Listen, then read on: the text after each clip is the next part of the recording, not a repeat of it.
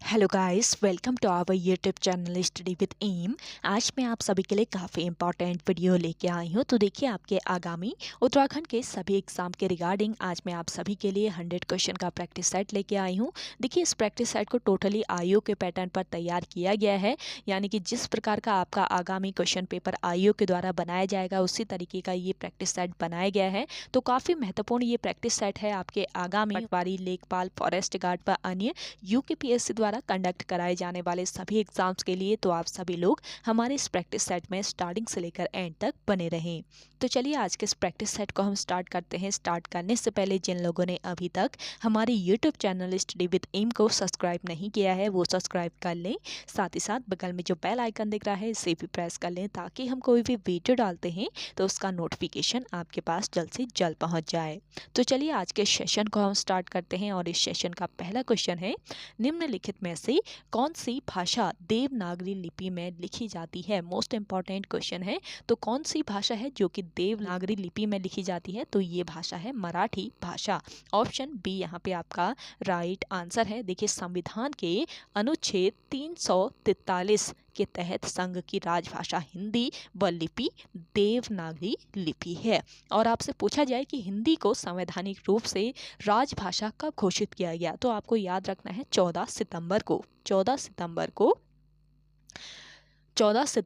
1949 को हिंदी को संवैधानिक रूप से राजभाषा घोषित किया गया और 14 सितंबर को ही हिंदी दिवस मनाया जाता है, ये आपको याद रखना है। अगला देखेंगे, वर्तमान हिंदी का प्रचलित रूप है। तो देखिए, वर्तमान हिंदी का जो प्रचलित रूप है वो क्या है, खड़ी बोली। ऑप्शन सी यहाँ पे आपका राइट आंसर है। अगला देखेंगे, वर्ष 1955 में गठित प्रथम राजभाषा आयोग के अध्यक्ष कौन थे। तो देखिए, राजभाषा आयोग का गठन कब किया गया था, वर्ष 1955 में किया गया। देखिए, वर्ष 1955 में गठित राजभाषा आयोग के प्रथम अध्यक्ष कौन थे, BC खरे। ऑप्शन ए यहाँ पे आपका राइट आंसर हो जाएगा, इसको करेक्ट कर लीजिएगा। BC खरे जो थे ये राजभाषा आयोग के प्रथम अध्यक्ष थे और इस आयोग की प्रथम बैठक 15 जुलाई 1955 को हुई थी। ये ध्यान रखेंगे, 15 जुलाई 1955 को राजभाषा आयोग की प्रथम बैठक हुई थी।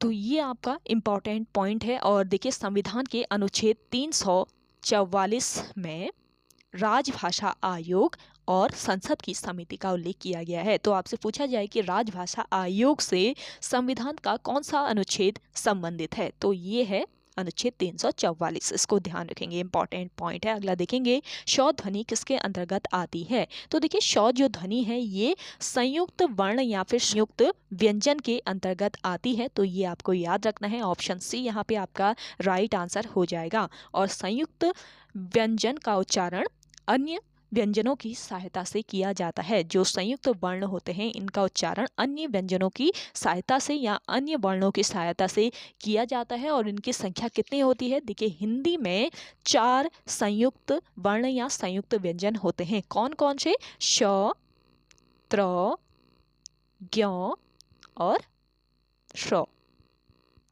देखिए, श की बात करें तो श जो है ये आपके क आधा क और श के योग से बना हुआ है। त्र जो है ये आधा त और र के योग से बना हुआ है। ज्ञ बना हुआ है, देखिए, आधा ज और य के योग से। जबकि श की बात करें तो आधा श और र के योग से श बना हुआ है। तो आपसे इस तरीके से भी क्वेश्चन पूछा जा सकता है कि हिंदी वर्णमाला में श किसके बाद आता है। तो श किसके बाद आएगा, क और श के योग से बना हुआ है, तो क के बाद आएगा आपका श। ये आपको याद रखना है। हिंदी वर्णमाला में श किसके बाद आता है, तो क के बाद आता है, आपको करेक्ट करना है। ऐसे ही त्र आपसे पूछा जाए कि हिंदी वर्णमाला में त्र किसके बाद आता है, तो त्र आएगा किसके बाद, त के बाद। ये आपको याद रखना है। इस तरीके का क्वेश्चन पहले आयोग के द्वारा पूछा जा चुका है, तो ध्यान रखेंगे। अगला क्वेश्चन देखें, हिंदी में मूलतः वर्णों की संख्या है। तो देखिए, हिंदी में मूलतः वर्णों की संख्या कितनी है, 52। ऑप्शन सी यहाँ पे आपका राइट आंसर है। अगला क्वेश्चन देखेंगे, निर्वासित में प्रत्यय है। तो देखिए, निर्वासित में प्रत्यय बताना है। प्रत्यय शब्दों के एंड में जुड़ते हैं, ये आपको याद रखना है। तो निर्वासित में प्रत्ययी हो जाएगा आपका कौन सा प्रत्ययी? इत प्रत्ययी। ऑप्शन डी यहाँ पे आपका राइट आंसर है। अगला देखेंगे, जो धातु या शब्द के अंत में जोड़ा जाता है उसे क्या कहते हैं? तो देखिए, जो धातु या शब्द के अंत में जोड़ा जाता है उसे कहा जाता है प्रत्ययी। तो प्रत्ययी बताया मैंने, हमेशा शब्दों के एंड में लगेंगे, तो ये ध्यान रखेंगे। अगला देखेंगे, प्रयोग की दृष्टि से सूक्ष्म अंतर व्यक्त करने वाले शब्द क्या कहलाते हैं? तो देखिए, प्रयोग की दृष्टि से सूक्ष्म अंतर व्यक्त करने वाले जो शब्द होते हैं ये समानार्थक शब्द कहलाते हैं। ऑप्शन बी यहाँ पे आपका राइट आंसर है। अगला देखेंगे, विभावरी किस प्रकार का शब्द है? तो देखिए, विभावरी की बात करें तो ये किस प्रकार का? ये एक तत्सम शब्द है। ऑप्शन ए यहाँ पे आपका राइट आंसर हो जाएगा। और तत्सम शब्द क्या होते हैं? संस्कृत के ऐसे शब्द जिनका प्रयोग हम आज भी ज्यों का त्यों अर्थात उसी रूप में जैसे वो पहले थे उसी रूप में करते हैं, तो ऐसे शब्द आपके तत्सम शब्द कहलाते हैं। अगला क्वेश्चन देखेंगे, रचना की दृष्टि से क्रिया के कितने भेद होते हैं? तो देखिए, रचना की दृष्टि से बताना है क्रिया के कितने भेद हैं, तो करेक्ट आंसर हो जाएगा आपका यहाँ पे 2 भेद हैं। रचना की दृष्टि से क्रिया के 2 भेद हैं। कौन कौन से ये 2 भेद हैं? अगर आपको आंसर आ रहा है तो कमेंट सेक्शन में कमेंट करके बताएं। अगला देखेंगे, इनमें से अपादान कारक की विभक्ति क्या है? तो देखिए, अपादान कारक की विभक्ति है इनमें से। ऑप्शन सी यहाँ पे आपका राइट आंसर है। अगर आपसे पूछा जाए कि हिंदी में कारक कितने हैं, तो देखिए, हिंदी में 8 कारक हैं। ये आपको याद रखना है। कौन कौन से ये कारक हैं? कर्ता, कर्म, करण, संप्रदान कारक, इसके अलावा अपादान कारक, संबंध कारक, अधिकरण कारक और संबोधन कारक। तो 8 कारक चिन्ह है हिंदी में जिन्हें परसर्ग भी कहा जाता है। इन्हें परसर्ग भी कहा जाता है। इन कारक चिन्ह को याद रखेंगे। और यहाँ पे अपादान कारक की विभक्ति बतानी थी, तो अपादान कारक की विभक्ति या विभक्ति चिन्ह क्या होता है? से होता है। ये आपको याद रखना है। से अलग या से जो है इसका विभक्ति चिन्ह होता है। कर्म की बात करें तो कर्म का विभक्ति चिन्ह क्या हो जाएगा? देखिए, कर्म का विभक्ति चिन्ह होता है को। ये ध्यान रखेंगे। को जो होता है ये कर्म का विभक्ति चिन्ह होता है। ने जो होता है ये कर्ता का विभक्ति चिन्ह होता है। और से के द्वारा करण का विभक्ति चिन्ह होता है। ऐसे ही संप्रदान का विभक्ति चिन्ह को के लिए होता है। अपादान का होता है से या से अलग। संबंध का होता है का, के, की, रा, रे, री। और ऐसे ही अधिकरण का विभक्ति चिन्ह होता है मैं, पर। और संबंध का विभक्ति चिन्ह क्या होता है? हे, हो, अरे, अपि। तो ये भी आपका टॉपिक इंपॉर्टेंट है, इसको भी ध्यान रखेंगे। कारक से भी क्वेश्चन आयु के द्वारा पूछे जा रहे हैं। अगला देखेंगे, निम्नलिखित में से विकारी शब्द कौन सा है? तो देखिए, विकारी शब्द बताना है इनमें से, तो लड़का जो है इनमें से विकारी शब्द हो जाएगा। अगला देखेंगे, सुमित सो रहा है, वाक्य में क्रिया का भेद है। सुमित सो रहा है, वाक्य में क्रिया का भेद बताना है, तो यहाँ पे आपका राइट आंसर हो जाएगा अकर्मक। ऑप्शन ए यहाँ पे आपका राइट आंसर है। अगला देखेंगे, गणेश का पर्यायवाची शब्द है, तो देखिए इनमें से गणेश का पर्यायवाची शब्द हो जाएगा आपका गजानन। ऑप्शन सी यहाँ पे आपका राइट आंसर है। अगला देखेंगे, उपमान का विलोम शब्द क्या होगा? उपमान का विलोम शब्द होता है उपमेय। ये आपको याद रखना है। ऑप्शन डी यहाँ पे आपका राइट आंसर है। अगला देखेंगे, जो देखने में प्रिय लगता हो उसके लिए एक शब्द बताना है, तो देखिए, जो देखने में प्रिय लगता हो उसके लिए एक शब्द हो जाएगा प्रियदर्शी। ऑप्शन बी इस क्वेश्चन का राइट आंसर है। अगला देखेंगे, शब्द शक्ति के मूलतः कितने भेद माने गए हैं? तो देखिए, शब्द शक्ति के मूलतः कितने भेद माने गए हैं? तो यहाँ पे आपका राइट आंसर हो जाएगा 3 भेद। ऑप्शन सी यहाँ पे आपका राइट आंसर हो जाएगा। अगला देखेंगे, किसे शब्द की प्रथमा शक्ति कहा जाता है? तो देखिए, शब्द की प्रथमा शक्ति किसे कहा जाता है? इंपॉर्टेंट क्वेश्चन है। तो करेक्ट आंसर है आपका अभिधा को। अभिधा को शब्द की प्रथमा शक्ति कहा जाता है। अगला देखेंगे, नवल सुंदर श्याम शरीर में कौन सा अलंकार है? तो देखिए, नवल सुंदर श्याम शरीर में अलंकार बताना है, तो करेक्ट आंसर हो जाएगा उल्लेख अलंकार। इसमें है उल्लेख अलंकार। अगला देखेंगे, सूरदास के गुरु का नाम क्या था? तो देखिए, सूरदास के गुरु का नाम था क्या? वल्लभाचार्य। ऑप्शन डी इस क्वेश्चन का राइट आंसर है। और अष्टछाप कवियों में प्रमुख माने जाते हैं? सूरदारनी, सूरदास, इसको करेक्ट कर लीजिए, सूरदास। अगला देखेंगे, निम्न में से कौन वृक्ष मानव के नाम से प्रसिद्ध हैं? तो देखिए वृक्ष मानव के नाम से प्रसिद्ध है इनमें से विश्वेश्वर दत्त सकलानी, ऑप्शन डी यहाँ पे आपका बिल्कुल राइट आंसर है। अगला देखेंगे, खरपीर मेला आयोजित किया जाता है। खरपीर मेले का आयोजन कहाँ पर किया जाता है? उधम सिंह नगर जनपद में, ऑप्शन सी यहाँ पे आपका राइट आंसर है। इसके अलावा कौन कौन से मेले उधम सिंह नगर जनपद में लगते हैं, ये आप कमेंट करके बताइएगा अगर आपको आंसर आ रहे हैं तो। अगला देखेंगे, नंदा देवी मेला सबसे पहले किस जनपद में प्रारंभ हुआ था? तो देखिए नंदा देवी का जो मेला है ये सबसे पहले किस जनपद में प्रारंभ हुआ था? अल्मोड़ा जनपद में, ऑप्शन बी यहाँ पे आपका राइट आंसर है। अगला देखेंगे, निम्नलिखित में से किस नेता की मृत्यु 1944 में जेल में भूख हड़ताल के कारण हुई थी? तो देखिए श्रीदेव सुमन की मृत्यु 1944 में हुई थी, करेक्ट कर लीजिएगा, यहाँ पे 1942 हो गया है, तो ऑप्शन डी यहाँ पे आपका राइट आंसर है। अगला देखेंगे, उत्तराखंड के दलितों को शिल्पकार नाम देने में किसने अग्रणी भूमिका निभाई थी? तो देखिए उत्तराखंड के दलितों को शिल्पकार नाम देने में अग्रणी भूमिका किसने निभाई थी? तो यहाँ पे आपका राइट आंसर हो जाएगा खुशीराम आर्या, ऑप्शन सी इस क्वेश्चन का बिल्कुल राइट आंसर है। अगला देखेंगे,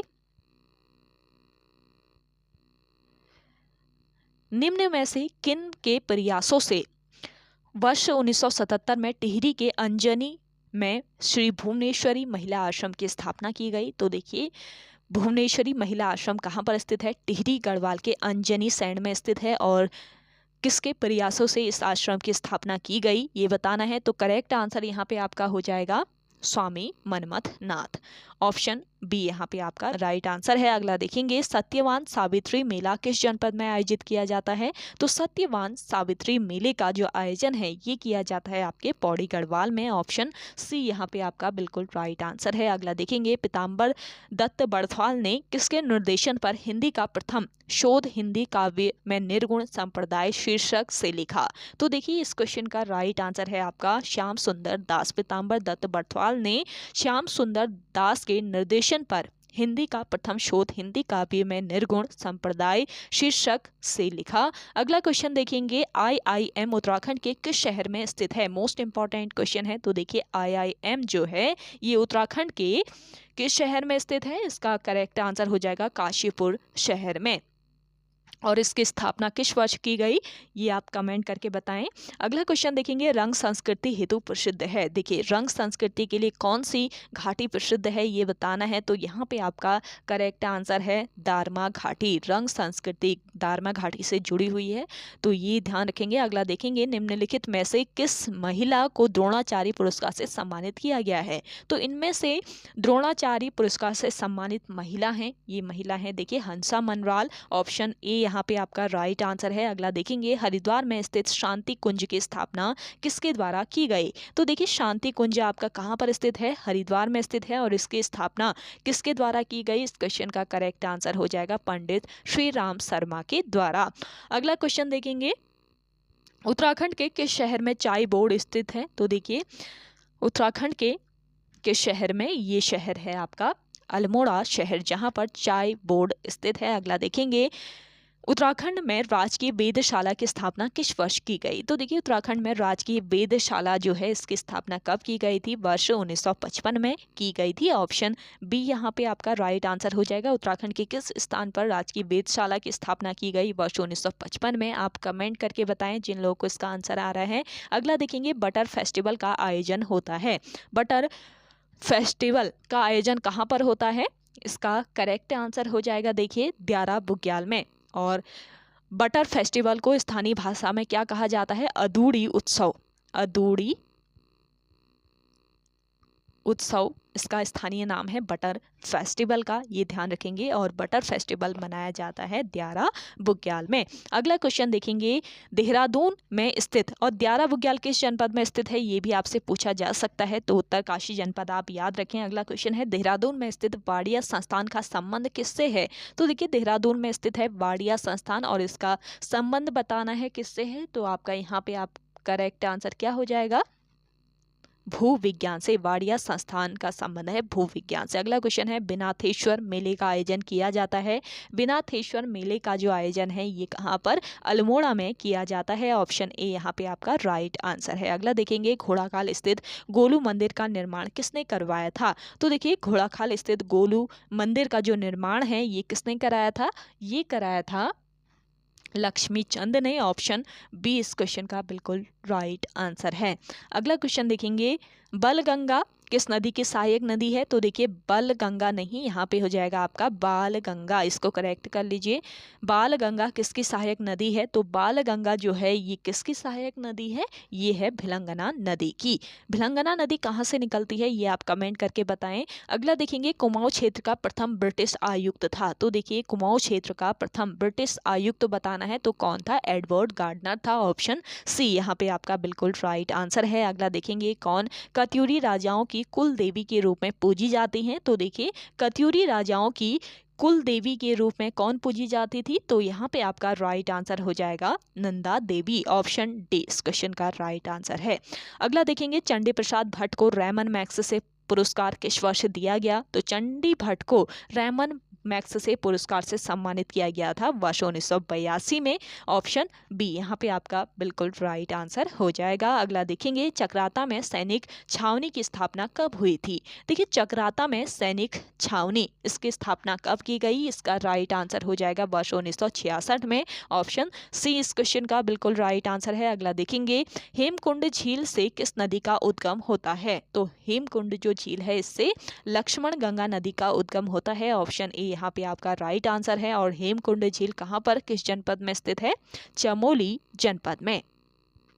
अगला देखेंगे, नील जलप्रपात कहाँ पर स्थित है। तो देखिए नील जलप्रपात है आपके कहाँ पर, टिहरी गढ़वाल में। ऑप्शन ए इस क्वेश्चन का राइट आंसर हो जाएगा। अगला देखेंगे, वन आंदोलन के दौरान जेल जाने वाली पहली महिला कौन थी। तो देखिए वन आंदोलन के दौरान जेल जाने वाली प्रथम महिला थी दुर्गा देवी। ऑप्शन सी बिल्कुल राइट आंसर हो जाएगा। अगला देखेंगे, किस जिले में वर्ष 1930 में पंचायती वनों की स्थापना नहीं हुई थी। तो किस जिले में, यहाँ पे आपका करेक्ट आंसर है बागेश्वर जिले में वर्ष 1930 ईस्वी में पंचायती वनों की स्थापना नहीं हुई थी। अगला देखेंगे, मक्कू एवं छड़ीला किसकी प्रजातियां हैं। तो देखिए मक्कू एवं छड़ीला जो हैं ये किसकी प्रजातियां हैं, ये प्रजातियां हैं झूला की। ऑप्शन डी यहाँ पे आपका राइट आंसर है। अगला देखेंगे, राज्य में सर्वाधिक खुले वन किस जिले में स्थित हैं। तो देखिए राज्य में सर्वाधिक खुले वन स्थित हैं किस जिले में, ये जिला है आपका पौड़ी गढ़वाल जिला। ऑप्शन सी यहाँ पे आपका राइट आंसर है। अगला देखेंगे,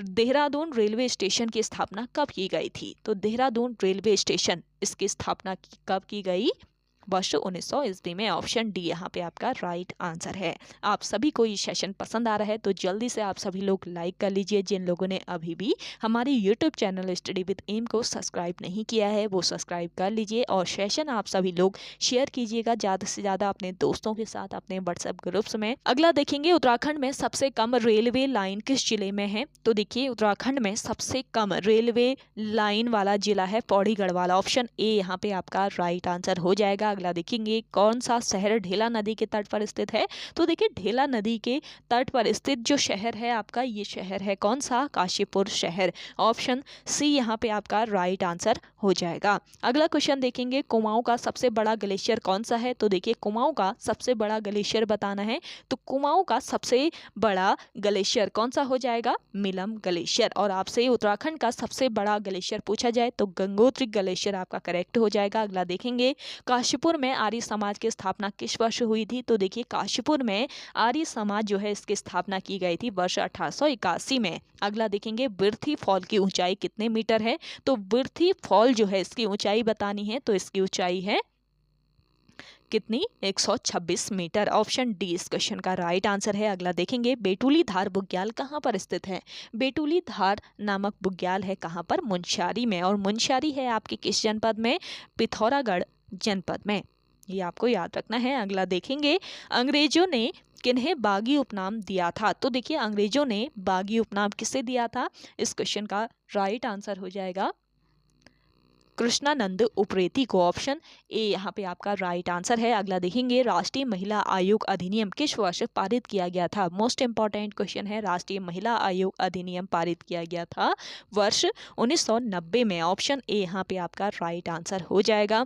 सेशन आप लोगों ने शेयर नहीं किया है, जल्दी से सेशन को शेयर कीजिए। और आप सभी लोगों ने अगर चैनल सब्सक्राइब नहीं किया है तो ऐसे ही इंटरेस्टिंग क्लासेस के लिए चैनल को सब्सक्राइब कर लें। अगला देखेंगे, पेप्सिन किसका उदाहरण है? तो देखिए पेप्सिन बताना है किसका उदाहरण है, यहाँ पे आपका राइट आंसर हो जाएगा एंजाइम का। अगला देखेंगे, उस नदी का नाम बताएं जिस पर हीराकुंड बहुउद्देशीय परियोजना का निर्माण किया गया है। तो देखिए हीराकुंड बहुउद्देशीय परियोजना का निर्माण किस नदी पर किया गया है? तो यहाँ पे आपका राइट आंसर क्या हो जाएगा? देखिए राइट आंसर है आपका महानदी। ऑप्शन डी यहाँ पे आपका राइट आंसर है। अगला देखेंगे, विश्व ओजोन दिवस प्रत्येक वर्ष कब मनाया जाता है? तो देखिए विश्व ओजोन दिवस प्रत्येक वर्ष कब मनाया जाता है?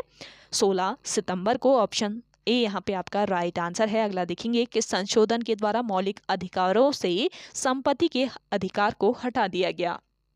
तो कौन सा ये संशोधन था जिसके द्वारा मौलिक अधिकारों से संपत्ति के अधिकार को हटा दिया गया? तो ये संविधान संशोधन है आपका 44वां संविधान संशोधन। ऑप्शन सी यहाँ पे आपका बिल्कुल राइट आंसर है। अगला क्वेश्चन देखेंगे, पीवी सिंधु ने विश्व बैडमिंटन चैंपियनशिप 2017 में कौन सा पदक जीता? तो देखिए पीवी सिंधु ने विश्व बैडमिंटन चैंपियनशिप 2017 में कौन सा पदक जीता था? तो यहाँ पे आपका राइट आंसर हो जाएगा रजत पदक। अगला क्वेश्चन देखेंगे, विक्रम साराभाई अंतरिक्ष केंद्र कहाँ स्थित है? तो देखिए विक्रम साराभाई अंतरिक्ष केंद्र ये स्थित है आपका कहाँ पे? तिरुवनंतपुरम में। ऑप्शन ए इस क्वेश्चन का राइट आंसर है। अगला देखेंगे, 23 मार्च 1931 को भगत सिंह और राजगुरु को किसके साथ फांसी दी गई? तो देखिए 23 मार्च 1931 को भगत सिंह और राजगुरु को किसके साथ फांसी दी गई थी? इस क्वेश्चन का राइट आंसर हो जाएगा सुखदेव।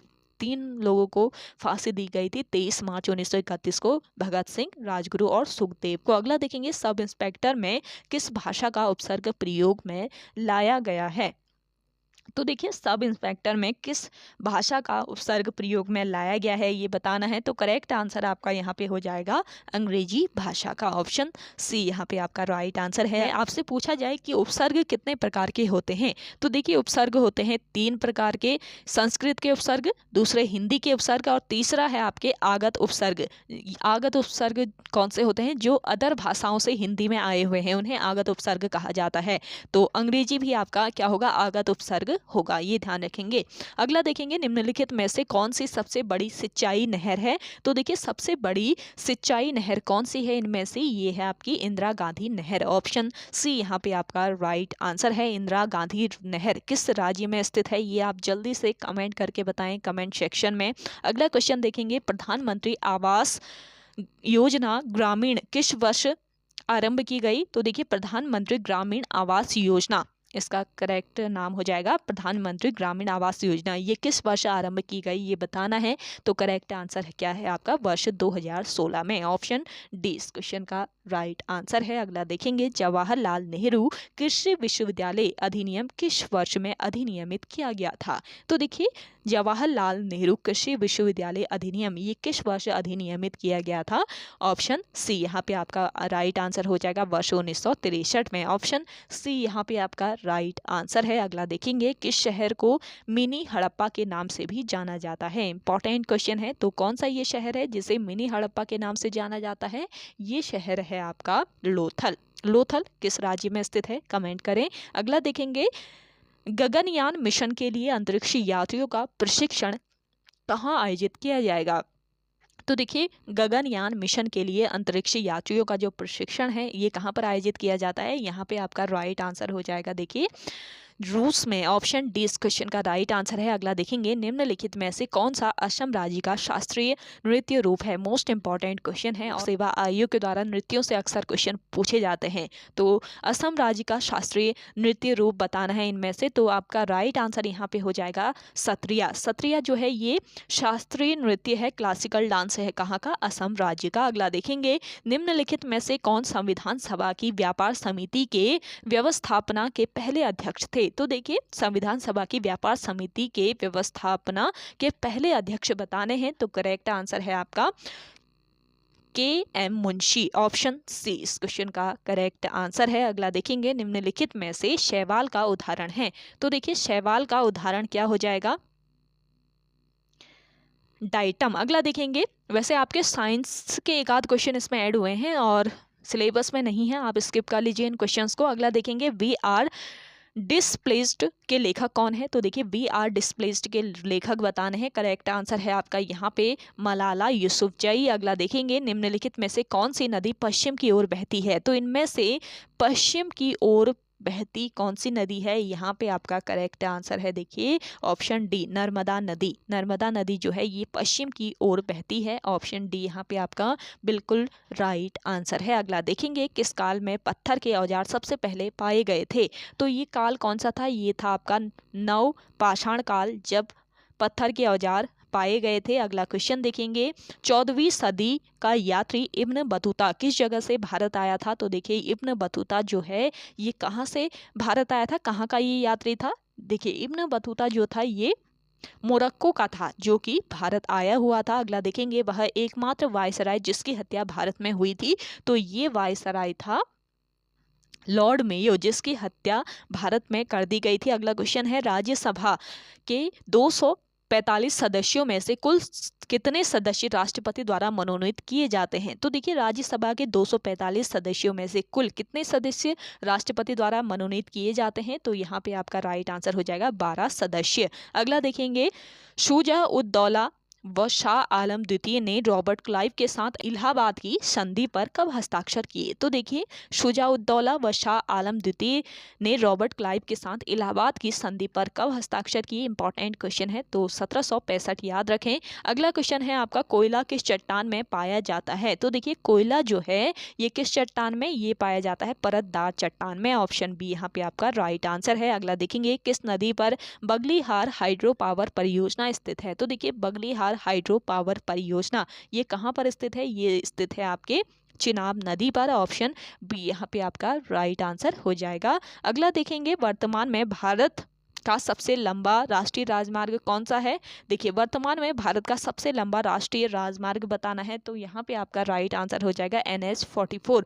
इसका नाम बदलकर क्या कर दिया गया है, NH-44 का आप कमेंट करके बताएं कमेंट सेक्शन में। अगला देखेंगे, किस नेता की 125वीं जयंती को पराक्रम दिवस के रूप में मनाया गया, ये बताना है, तो करेक्ट आंसर यहाँ पे हो गया आपका ऑप्शन सी सुभाष चंद्र बोस। अगला देखेंगे, किस देश ने एशिया सहयोग वार्ता 2021 की 17वीं मंत्रिपरिषद मंत्री स्तरीय बैठक की मेजबानी की। तो देखिए किस देश ने, ये देश है आपका तुर्की। तुर्की ने एशिया सहयोग वार्ता 2021 की 17वीं मंत्री स्तरीय बैठक की मेजबानी की, ऑप्शन सी यहाँ पे आपका राइट आंसर है। अगला देखेंगे, कौन सा एकमात्र खेल जहां राग बोलना अनिवार्य है। एकमात्र कौन सा खेल है जहां पर राग बोलना अनिवार्य होता है, तो यहाँ पे आपका करेक्ट आंसर हो जाएगा कबड्डी। अगला क्वेश्चन देखेंगे, एन इंट्रोडक्शन ऑफ ड्रीमलैंड नामक पुस्तक के लेखक कौन है। तो देखिए an introduction of the dreamland पुस्तक के लेखक बताने हैं, तो इस पुस्तक के लेखक हैं भगत सिंह, ऑप्शन बी यहाँ पे आपका राइट आंसर हो जाएगा। अगला क्वेश्चन देखिए, लोहे को जंग की परत के द्वारा संरक्षित करने की प्रक्रिया क्या कहलाती है। तो देखिए यहाँ पे आपका राइट आंसर हो जाएगा गैल्वेनीकरण। अगला देखेंगे, निम्नलिखित प्रश्न दिए गए विकल्पों में से विषम अक्षरों को चुनिए। तो देखिए इस प्रश्न में दिए गए विकल्पों में से विषम अक्षर चुन लेना है, तो करेक्ट आंसर है आपका यहाँ पे XY। अगला देखेंगे, निम्नलिखित में से कौन सी संख्या 11 से विभाजित है। तो 11 से विभाजित कौन सी संख्या है इनमें से, ऑप्शन ए में है। अगला देखेंगे, 1 से 100 तक की संख्या में 5 अंक कितनी बार आता है। तो देखिए 1 से 100 तक की संख्या में अंक 5 कितनी बार आता है, तो यहाँ पे आपका राइट आंसर हो जाएगा 20 बार। अगला देखेंगे, निम्नलिखित ग्रहों में से कौन सा सूर्य के सबसे समीप है।